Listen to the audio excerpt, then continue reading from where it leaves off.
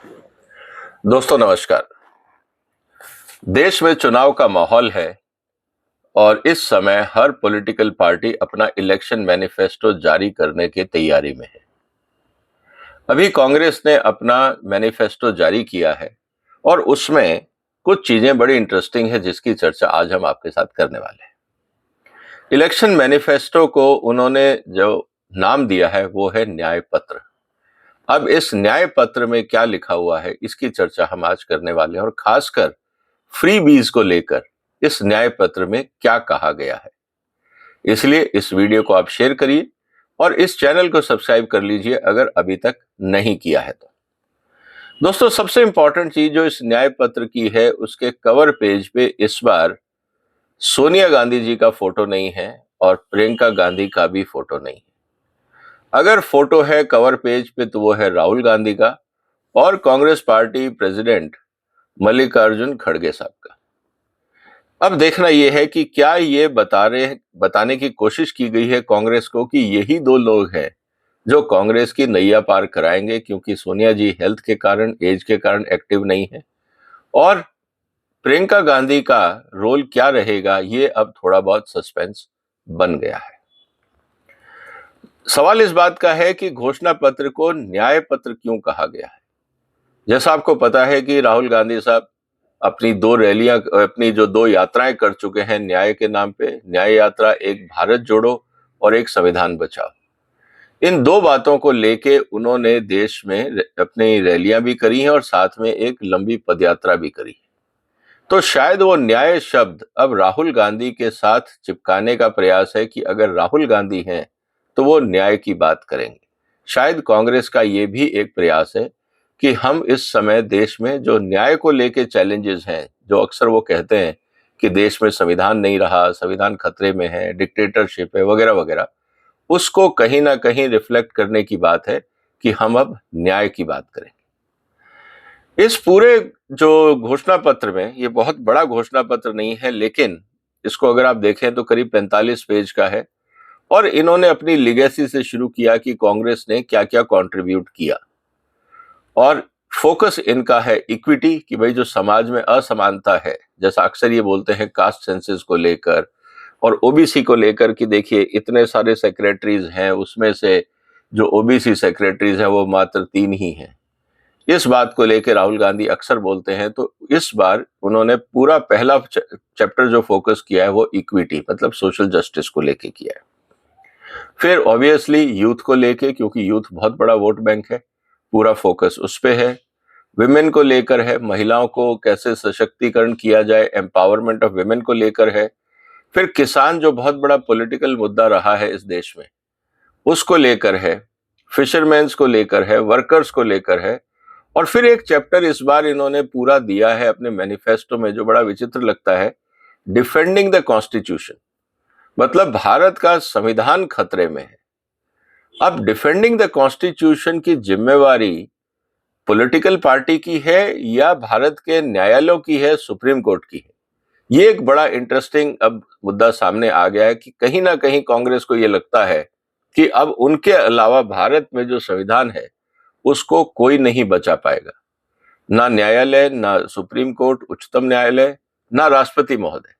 इसीलिए शायद कांग्रेस ने इसको अपना फोकस बनाया है और उसमें भी इन्होंने जो डायमेंशंस दिए हैं वो है कि saving democracy, removing fear and restoring freedom. देश में डर का माहौल है। अब डर का माहौल किसके लिए है? उन नेताओं के लिए जिन्होंने काला धन इकट्ठा किया, घपले किए, करप्शन किए। अगर उनके लिए डर है तो फ्रीडम ऑफ फियर जो है या रिमूविंग फियर, ये क्या जरूरी है? सवाल आज इस बात का है कि जिन लोगों ने भ्रष्टाचार किया, क्राइम किए, अगर वो कानून से नहीं डरेंगे तो फिर तो अराजकता फैलेगी। तो ये जो फियर हटाने की बात की गई है ये किसके लिए की गई? आम आदमी, आपको और मुझे तो शायद डर नहीं लगता है, लेकिन किनको डर लगता है शायद कांग्रेस इस बात को भी आने वाले दिनों में एक्सप्लेन करेगी। फिर रिवर्सिंग द डैमेज, जो नुकसान हो चुका उसको लेके कांग्रेस का एक बहुत बड़ा प्लान है। फिर मीडिया की फ्रीडम को लेके उनको लगता है कि इस समय पूरा मीडिया सरकार के साथ है और दूसरी तरफ जो केजरीवाल के विरोधी हैं वो ये बोलते हैं कि साहब पूरा मीडिया केजरीवाल ने खरीद लिया है। कुछ पत्रकार और कुछ यूट्यूब चैनल जो पुराने पत्रकार रहे हैं, जिनके पास अब नौकरी नहीं है, उन्होंने अपने अपने यूट्यूब चैनल शुरू किए हैं, उन्होंने राहुल गांधी और कांग्रेस का हमेशा साथ दिया है। तो किस मीडिया की बात कर रहे हैं ये समझ में नहीं आ रहा है। क्योंकि आप अगर मीडिया की बात करते हैं तो आप बात करते हैं एडवर्टाइजमेंट बेस्ड मीडिया की। सोशल मीडिया पे तो कोई कंट्रोल नहीं है, ना कांग्रेस उसको कंट्रोल कर सकती है, ना बीजेपी, ना कोई और। तो एक्चुअली आज की दुनिया में जो मेन मीडिया है वो तो सोशल मीडिया है। जो एडवर्टाइजमेंट बेस्ड मीडिया है, जिसको आप टीवी चैनल या अखबार बोलते हैं, वो तो निश्चित रूप से वही करेगा जो उनको लगता है कि उनकी ऑर्गेनाइजेशन के हित में होगा। तो वो तो कमर्शियल ऑर्गेनाइजेशन है। क्या कांग्रेस के टाइम पे वो लोग कांग्रेस की स्तुति नहीं करते थे? सवाल आज इस बात का है। जुडिशरी को लेके भी कांग्रेस चिंतित है। एंटी करप्शन, ये अपने आप में कांग्रेस ने एक मुद्दा बनाया है, जिसकी चर्चा हम आने वाले वीडियोस में करेंगे। आर्ट, कल्चर एंड हेरिटेज को भी फोकस करने का प्रयास कांग्रेस ने किया है और डिफेंडिंग द कॉन्स्टिट्यूशन में इसको रखा है। फिर बात आ रही है इकोनॉमी को लेके, आवर इकोनॉमिक पॉलिसी, कि भाई हमारे देश में गरीबी और अमीरी के बीच में खाई बढ़ती जा रही है। जो लोग स्टॉक मार्केट में कंपनियां लिस्टेड हैं, उनकी वैल्यूएशन बहुत तेजी से बढ़ रही है। देश में बाकी लोगों के पास पैसा नहीं आ रहा है। इसको मुद्दा बना के कांग्रेस ने फोकस किया है। अनएम्प्लॉयमेंट अपने में मुद्दा है। टैक्सेशन और टैक्स रिफॉर्म्स, इसको भी एक प्रयास किया गया है। फिर इंडस्ट्री एंड इंफ्रास्ट्रक्चर, इसको लेके फोकस हुआ है। लेकिन राजनीतिक रूप से एक और महत्वपूर्ण मुद्दा जो है वो है federalism, centre state relation, rural and urban development and north eastern state, जहां पे मोदी का फोकस है। तो मुझे लगता है कि यहाँ पे कांग्रेस ने अपनी जो खोई हुई जमीन है उसको दोबारा प्राप्त करने के लिए एक प्रयास किया है। फिर नेशनल सिक्योरिटी पे एक चैप्टर है, defence, internal security and foreign policy को लेकर, और एनवायरमेंट को लेकर, environment, climate change and disaster management and water management and sanitation. तो कुल मिला के जो कांग्रेस का मैनिफेस्टो है वो इन भागों में बटा हुआ है। लेकिन आपको और हमारे को जो जानने की सबसे ज्यादा जरूरत है वो ये है कि इस पूरे घटनाक्रम में, इस पूरे मैनिफेस्टो में, न्याय में फ्रीबीज क्या क्या दी गई। एक बात की मैं यहां तारीफ करूंगा कांग्रेस की, कि उन्होंने केजरीवाल स्टाइल में हर चीज फ्री बांटने का प्रयास नहीं किया। कहीं ना कहीं वो थोड़े से लॉजिकल रहे हैं, क्योंकि वो सत्ता में रह चुके हैं, उनको पता है चुनौतियां क्या होती हैं। इसीलिए शायद उनका मैनिफेस्टो लॉजिकल लगता है। हालांकि बहुत सारे गैप्स हैं, कहीं पे भी स्पेसिफिक्स नहीं है, काफी वेग है, जनरल स्टेटमेंट्स हैं। लेकिन फ्री बीज को लेके जनता को गुमराह करने का प्रयास नहीं किया गया। उदाहरण के लिए जो इंपॉर्टेंट फ्री बीज है जो मैं आपके सामने रखने वाला हूं, पहला, सोशल जस्टिस को लेकर उन्होंने कहा है कि जो भी सैनिटरी वर्कर्स हैं उन सबका फ्री इंश्योरेंस कराया जाएगा। मुझे लगता है इसमें कोई ऐतराज नहीं है, ये एक अच्छा कदम है, और अगर कांग्रेस ऐसा करती है तो उसमें कोई बुराई नहीं है। फिर इन्होंने कहा है कि free education to nomadic tribes and denotified tribes. जो जनजातियां हैं, आदिवासी जनजातियां हैं, उनके लिए फ्री एजुकेशन का प्रावधान किया जाएगा। मुझे लगता है उसमें भी कोई ऐतराज नहीं है और वो होना भी चाहिए। तो सोशल जस्टिस में अगर इन दो बात, इक्विटी में लेकर और सोशल जस्टिस को लेकर, अगर ये दो बातें कांग्रेस ने कही है तो मुझे लगता है बिल्कुल ठीक कही गई। हेल्थ को लेकर कांग्रेस ने काफी इंपॉर्टेंट प्रस्ताव रखा है। वो है कि free health centres in all all services, जो भी आपके हेल्थ सर्विसेज है वो पूरी फ्री की जाएंगी, starting from examination, diagnosis, treatment, surgery, medicine, rehabilitation etcetera. तो मतलब किसी भी रूप में अगर कोई व्यक्ति देश का बीमार होता है तो वो इसलिए परेशान ना रहे कि उसके पास पैसा है। मुझे लगता है हेल्थ इंश्योरेंस अगर लोगों को मिल जाता है तो ये बहुत बड़ा एक रिलीफ का काम है, और इसमें कोई बुराई नहीं है अगर हम अपने रिसोर्सेज को प्रॉपर मैनेज कर सकते हैं। हाँ, निश्चित रूप से इसमें एक लिमिट होगी कि कितने तक होगा। अगर उसके आगे भी अगर आपका इन्वेस्टमेंट्स हैं अगर हेल्थ इंश्योरेंस के अंदर, तो आप उसको कैशलेस ऑपरेट कर सकते हैं। ये प्रावधान भी इस घोषणा पत्र में या न्याय पत्र में किया गया है। इसके अलावा जो इंपॉर्टेंट चीज कही गई है, और मुझे लगता है वो भी इंपॉर्टेंट है, वो है कि free sanitary napkin in all public places for women's and girls. Hygiene, personal hygiene को लेके, विमेन्स को लेके काफी चिंता की बात है।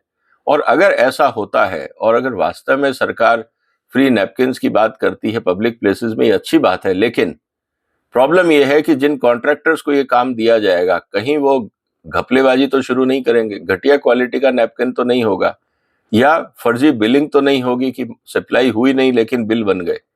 इस तरह के सिस्टम को मॉनिटर कैसे किया जाएगा, इसके बारे में कांग्रेस को सोचना होगा। विचार अच्छा है, लेकिन इंप्लीमेंटेशन कैसे होगा, ये सोचना भी बहुत इंपॉर्टेंट है।